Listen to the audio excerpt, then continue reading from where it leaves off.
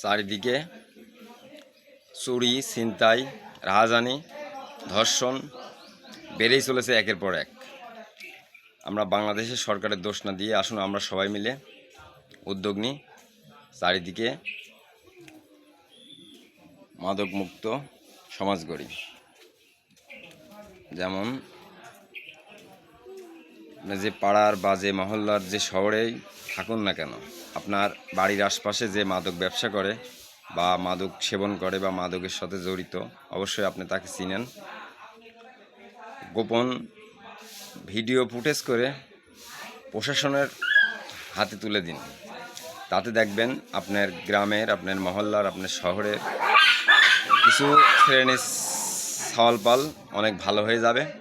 একটাকে ধরালে 5টা ভালো হবে এবং চুরি, রাহাজানি, ধর্ষণ সবই কমে যাবে। সেদিকে একটু লক্ষ্য রাখবেন। সবাইকে আসসালামু আলাইকুম।